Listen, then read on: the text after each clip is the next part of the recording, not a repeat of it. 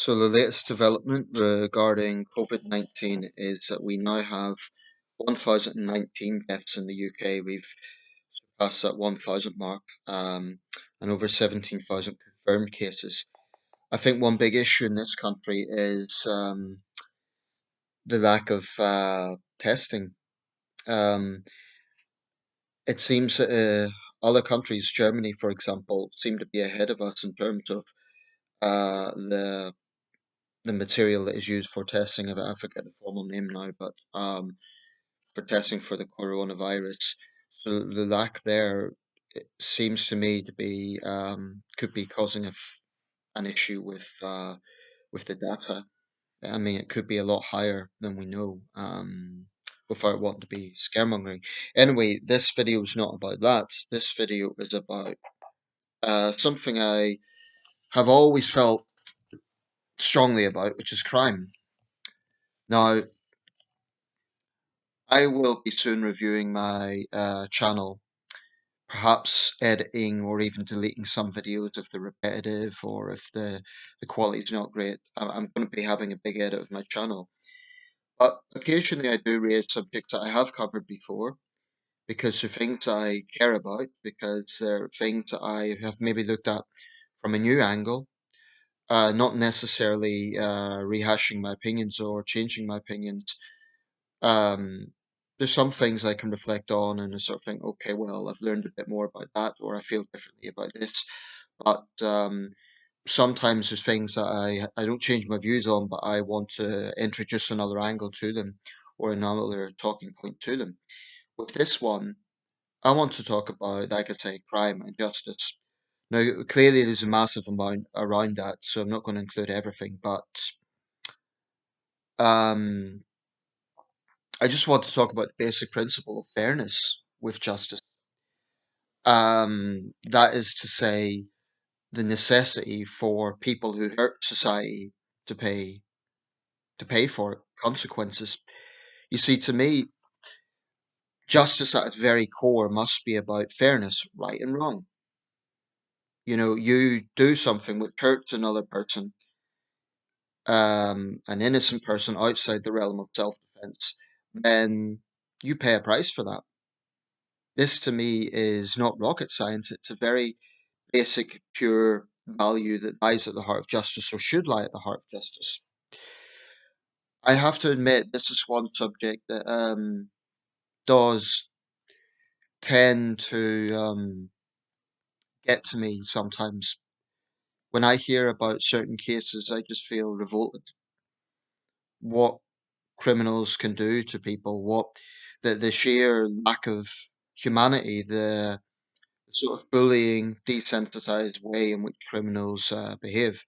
And you know, you can get into the psychology of it. They come from broken homes, they had abusive parents, it's poverty, etc., etc. You could get into the socio-economic, psychological reasons, and no doubt they will be there. Those are valid issues, and I totally understand the logic of tackling the root cause. But when the fact has happened, there has to be an outcome to that. And I must admit, I find myself having very, very little tolerance of groups, charities, campaigners who advocate for, they say it's about penal reform, but I really see a lot of them as, well, to put it bluntly, I see them as criminal sympathizers. Now, you can say, oh, that's a slur, that's just a cheap shot, but really, that's what it is. Because if social workers or people involved in this sort of work, you know, their work is about working with criminals, so criminal advocates, offender advocates, if we want to be politically correct. So naturally, at some point, they're going to build a human connection there. You know, they're going to get close to inmates. They're going to think, oh, well, this guy or this woman has done this because of X, Y, and Z. And they'll always say, oh, but we don't condone what they do. But they can't help but get close to them. I mean, maybe if I was working with offenders, I would probably get close to them in some way. But therein lies the fundamental issue. They are therefore criminal sympathizers. because they're sympathetic to the situation that they're in. And you know this by the sort of rhetoric they use. Oh, we want to turn their lives around. We want to change their lives. Now, the problem here is if you are advocating for rehabilitation only, if you're advocating for rehabilitation without punishment, then you don't understand that basic principle of justice. And the thing is, most of the people who are involved in this, they will deny that.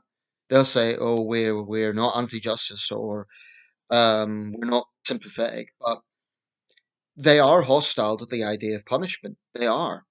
You just have to look at it with the sort of language they use and the sort of narrative that they put out. Their view is that punishment is punitive. Their view is that we're locking up too many people.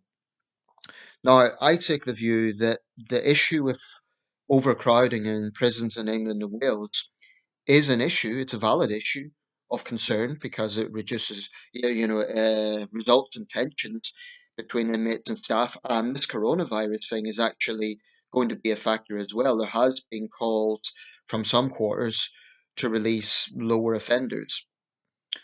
I'm not convinced that's the best idea.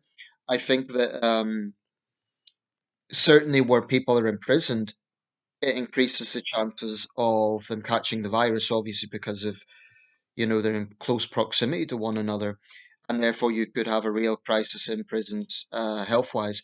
Back in 1750, actually, there was a typhus outbreak in the Old Bailey, and it resulted in dozens of deaths, including many judges, because the inmates who were being tried brought the typhus into the courtrooms, and it was quite a severe outbreak.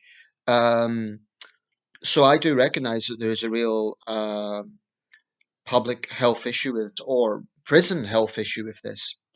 And we're a civilized country, it would be inhumane to just say, oh, well, they're criminals, let them get it. That's not my position. I mean, I look at the situation in Colombia where, you know, prisons in South America really are hellholes. They're overcrowded. You often get gang violence. It's pretty appalling.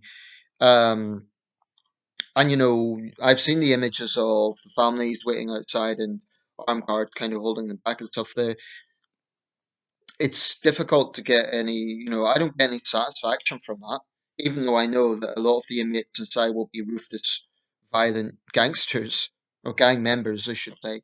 Um, the thing is, in countries like Colombia, they're developing countries, so the priority, many people live in slums, many people are just getting by. So frankly, the prison conditions are not going to be the priority. That's harsh to say, and it's a sad fact in this world that we live in that that's not going to be a priority. Now, in the case of the UK, which is a developed country, I do believe that we can have the means for having a humane penal system.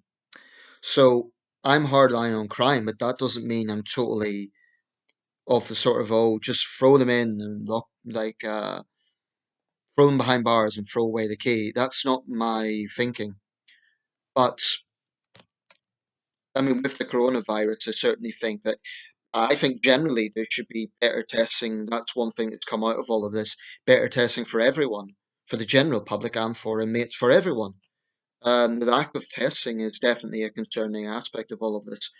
Um, but what I find a bit galling is this obsession that reformers have with rehabilitation. Their view that prison's the problem, so let's just rehabilitate everyone. But there are more than a few examples where rehabilitation clearly just doesn't work for the most extreme crimes. I mean, I'll give an example of this. Mark Tildesley is a little boy, 7 years old, kidnapped from a fair in Woking in Berkshire, 1984, I believe the year was. And I believe at the time it was Berkshire's largest manhunt. And very sadly, he ended up raped and murdered by a paedophile gang led by the infamous Sidney Cook, who's one of Britain's most notorious paedophiles. Now, Sidney Cook, who was known as Grinning Sid, a very, very despicable character, was actually given opportunities to rehabilitate, and he actually refused those opportunities. So I'm of the opinion that some criminals are beyond the point of reform. I believe that some criminals are so dangerous, so depraved, that the very notion of rehabilitating them is insane. It's just reckless and it's a waste of public money. Certainly, I think rehabilitation has its place if the offender has served their time. I mean, real time. And I believe that there needs to be a little more honesty in the justice system. This is something that I really take issue with the Sentencing Council, and I've told them so. I've contacted them. And I've told them this, that there is fundamentally, they say that one of their purposes is to increase public confidence in the justice system. Well, they can start by actually making sentences mean what they say. So, if, for example, a gang member gets, let's say, 7 years of violent assault, but they're out in 4 years, that is not an honest sentence. And there's countless other examples like that. We need a system where the sentence means what it says. It really means that, because I think that is one of the major things that ruins public confidence in the system. Um, there just has to be a basic understanding that when you get, a child predator, when you get an arsonist, when you get a violent thug who's assaulted a stranger for no reason, when you get these sort of crimes, destructive, violent burglary is another one, you know, violent housebreaking, these sort of situations, which really have a profound impact on the victims. The victim arguably serves a life sentence with the post traumatic stress they may go through. So, what needs to be understood, and what these sort of campaign groups need to understand, they see tough justice as revenge.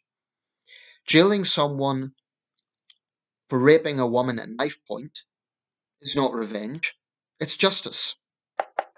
It really sickens me when they make it out to be revenge. Revenge, you know what? Revenge would be doing exactly the same thing to the criminal. That would be revenge. Revenge would be allowing the victim to just go out and kill them, having a anarchy. We don't have that because we're an organized society. But these reform advocates, these people who are constantly advocating for the rights of the offenders, I would say the offenders have a right to due process for all evidence to be presented in order to prevent miscarriages of justice. I believe they have a right to exercise. I do believe they have a right to medical treatment if need be, no matter, I am, even for the most serious criminals, I don't think, for example, someone with a serious ailment should be just left to sort of squirm on their prison floor. um, Certainly, I think that there needs to be issues like bullying stamped out inside. And I know, I don't want to come across as naive here. These things are not easily done. But I saw, for example, an article in The Independent. Former inmate was denouncing Boris Johnson's crime policy, and he was saying, I've been in and out of prison for 35 years. These policies don't work. Well, here's a radical idea. How about looking in the mirror and taking some damn responsibility? Instead of blaming the government and the police and everyone but yourself, you see, this is a fundamental problem. With a lot of criminal advocates, they really don't put much of an onus on the criminal themselves. They will claim that they do, but they really don't. I mean, if they did, they would denounce, they would publicly say, we do not support offenders, trying to take this attitude of blaming everyone but themselves.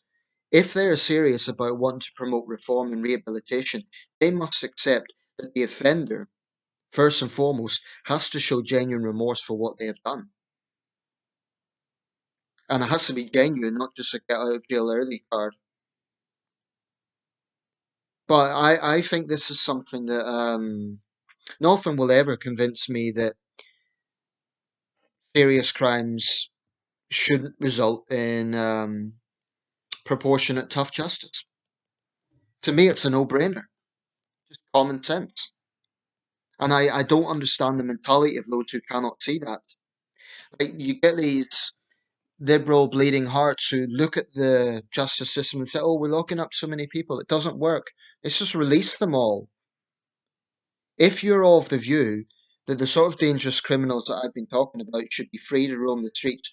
Not only are you an idiot, but you're being reckless and you're insulting victims of crime. This is not a practical or, they may be genuinely motivated by, or they genuinely believe it's a way to reduce crime, but they are so wrong because without having that basic fairness in the justice system, I mean, they may not care about the fact that victims of crime are infuriated by that. They may not care really about the feelings of victims of crime. They'll say they do. Say, oh, we've got sympathy for you. We're sorry for what you went through. Yet they'll simultaneously say, but we don't think the person who done that to you should be in prison because we're against prison. We think it's punitive.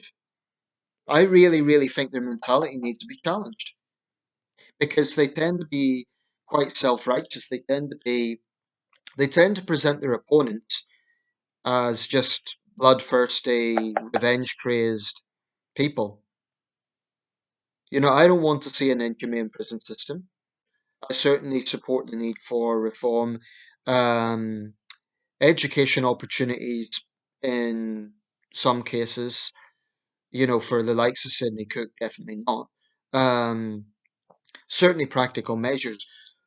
But if you cannot bring yourself to accept that punishment is part of justice, this is the thing that really gets me. There are people out there who genuinely believe that punishment shouldn't be part of it, with the exception of people who have severe mental health problems that really, really takes away their ability to see right from wrong, to, people who are beyond their own actions.